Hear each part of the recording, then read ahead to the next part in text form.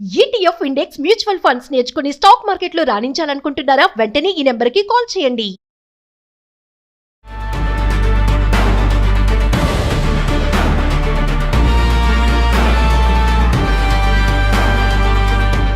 నమస్తే, welcome to Suman TV.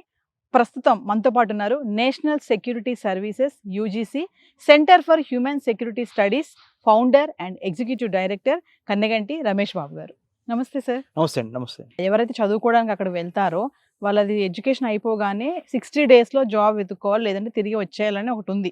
ఇప్పుడు ఆ 60 డేస్ని కూడా గ్రేస్ పీరియడ్ని కూడా తగ్గించేస్తున్నారు అనేది ఒకటి నోటీస్ వార్త ఒకటి వస్తుంది సార్.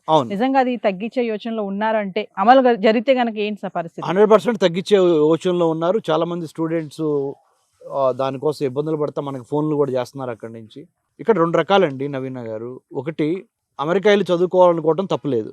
అమెరికా వెళతానికి 50 లక్షలు, 40 లక్షలు, 30 లక్షలు, ₹1,00,00,000 వరకు లోన్లు తీసుకొని ఆ లోన్లు సరైన సమయంలో తీర్చలేక అమెరికా వెళ్ళి ఇబ్బందులు పడే కంటే నేను చెప్పేది ఏంటంటే, అమెరికాలో చదువుకోవడానికి స్కాలర్షిప్స్ ఉన్న యూనివర్సిటీని ఎంచుకొని స్కాలర్షిప్ని గెలుచుకొని, ఓకే 100% ఫుల్ టైం స్కాలర్షిప్ వస్తే గ్రేట్, కనీసం 50%, 40%, 30%, 60% స్కాలర్షిప్స్ కొట్టుకుంటే మిగతా 40% మీరు బ్యాంక్ లోన్ తీసుకున్నా పర్లేదు. సో నా సలహా ఏంటంటే, నేను అమెరికన్ స్టడీస్లో PhD చేశాను ఢిల్లీ జవహర్లాల్ నెహ్రూ యూనివర్సిటీలో.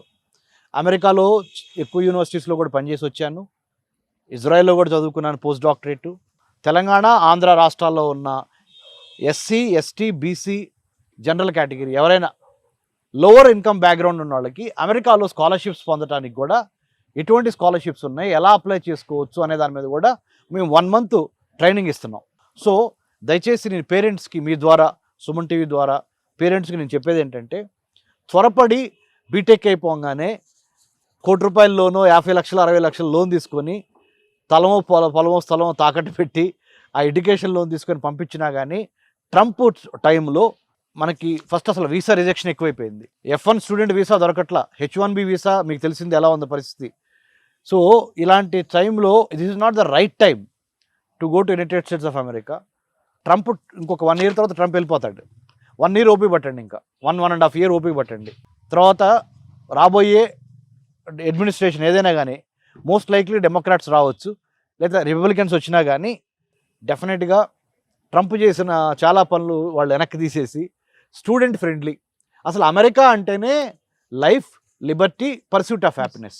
అమెరికా అంటేనే ల్యాండ్ ఆఫ్ ఇమిగ్రెంట్స్. ప్రపంచంలోని వివిధ దేశాల్లో ఉన్న టాలెంట్ పూల్ మొత్తం అమెరికా వచ్చి అమెరికాలో సెటిల్ అవుదాం అనేది అమెరికా యొక్క మూల సిద్ధాంతం. అసలు అమెరికా ఏర్పడింది అట్లా. సో ఇప్పుడున్న అమెరికా 50 సంయుక్త రాష్ట్రాలు ఒకప్పుడు చాలా తక్కువ 12 colonies గానో అట్లా ఉండేవి, 12 to 13 colonies, ఇప్పుడు 50 అయినాయి. What I'm trying to say is, America వెళ్ళాలనుకోవడం తప్పు కాదు, అమెరికా ఓన్లీ ఎడ్యుకేషన్ లోన్ ద్వారా వెళ్ళాలనుకోవడం తప్పు. ఎందుకంటే యూజీకి వెళ్ళండి, పీజీకి వెళ్ళండి, ఇమ్మీడియట్గా ఆఫ్టర్ ద ఎడ్యుకేషన్ జాబ్ లేదు, అమెరికాలో జాబ్ లేదు, ఓపీటీనే దొరకట్లేదు మేడం, మీకు జాబ్ ఎట్లా దొరుకుతుంది ఇంకా? So my humble request to parents is, hold on for 1.5 years. BTech అయిపోతే మీ అమ్మాయికి ఎంటెక్ అయిపోయినా ఈ లోపల 1 year, 2 years ఇక్కడ వర్క్ ఎక్స్పీరియన్స్ జాబ్ చేయమనండి, స్కాలర్షిప్స్ కొట్టుకోమనండి.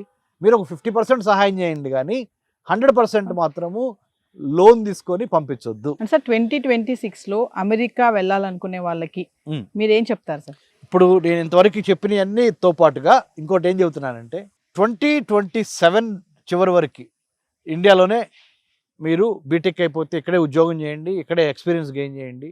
దాని మూలంగా మీరు టెన్షన్లోకి వెళ్ళరు, మీ పేరెంట్స్ టెన్షన్లోకి వెళ్ళరు. ఇంకొక 1.5 year నా ఉద్దేశం ప్రకారము ఇండియాలో ఉండటమే మంచిది. అంటే సార్ ప్రజెంట్ మరి ట్రంప్ చాలా మార్పులు చేర్పులు చేస్తున్నాడు. H1B వీసాలే కానీ, ఈ స్టూడెంట్ F1 వీసా కానీ, L1 వీసా కానీ, మరి ఉద్యోగాలు చేసే వాళ్ళకి కానీ, కమింగ్ టు ఆర్టిఫిషియల్ ఇంటెలిజెన్స్ వాళ్ళు కూడా చాలా లే ఆఫ్స్ కూడా జరుగుతున్నాయి. మరి అక్కడ ఉన్న వాళ్ళు, చదువుకునే వాళ్ళకి కానీ, ఉద్యోగాలు చేసే వాళ్ళు కానీ, కొంతమంది అక్కడ ఉన్నటువంటి రూల్స్ పాటించలేక తిరిగి వచ్చేస్తున్న వార్తలు కూడా వినబడుతున్నాయి. మరి అక్కడ ఉన్న వాళ్ళ పరిస్థితి ఏంటి అంటే సార్? ఇప్పుడు డిపార్ట్మెంట్ ఆఫ్ హోమ్ల్యాండ్ సెక్యూరిటీ, తర్వాత ఐస్ అంటే ఇమ్మిగ్రేషన్స్ అండ్ కస్టమ్స్ ఇది ఎన్ఫోర్స్మెంట్ ఏజెన్సీ చాలా రూల్స్ స్ట్రిక్ట్ చేసింది నవీన గారు. కాబట్టి this is not the right time. And also social media అంతా వాళ్ళు స్క్రూటినైజ్ చేస్తున్నారు పిల్లలే. పొలిటికల్ ఒపీనియన్స్ ట్రంప్ ప్రభుత్వానికి వ్యతిరేకంగా ఉంటే ఎక్కువ రిజెక్షన్ రేట్ కూడా ఉంటుంది స్టూడెంట్స్ మీద. సో రకరకాల విషయాలు అమెరికాలో చాలా జాగ్రత్తగా వ్యవహరించాల్సిన అవసరం టైం వచ్చింది. సోషల్ మీడియాలో ఏది పడితే అది రాయటం కానీ, సోషల్ మీడియాలో ఏది పడితే అది చేయటం కానీ, అది కూడా చాలా ప్రమాదం. వీసా రిజెక్ట్ అవ్వచ్చు, లేకపోతే మిమ్మల్ని మళ్ళీ బ్యాక్ పంపించేయచ్చు, డిపోర్ట్ చేయొచ్చు. So we have to be extra careful ఎస్. Right now for another 1 to 1.5 years. H1B visa ఉన్న వాళ్ళకి సార్ అమెరికాలో లైఫ్ సేఫేనా అంటే గ్యారంటీ అయినా? గ్యారంటీ లేదండి, ఇప్పుడు ప్రస్తుతానికి గ్యారంటీ లేదు. H1Bకి కూడా గ్యారంటీ లేదు. H1Bకి లేదు, F1 స్టూడెంట్స్కి ఆబ్వియస్లీ లేదు. తర్వాత ఇంకా ఒక అవుట్ స్టాండింగ్ వీసాస్ మీద వెళ్ళిన వాళ్ళు ఉంటారు, అంటే నెంబర్ ఆఫ్ గ్రేట్ సైంటిస్టులు కానీ, లేకపోతే బాగా డబ్బులున్న ఆంటర్ప్రినర్స్ కానీ, వాళ్ళ వరకు మాత్రమే సేఫ్ ఉంది. కానీ మధ్యతరగతి, దిగువ మధ్యతరగతి స్టూడెంట్స్, నార్మల్ ఇన్కమ్ రేంజ్ ఉన్న H1B మీద ఉన్న IT employees, we have to be very careful. Thank you sir. Thank you Naveen గారు.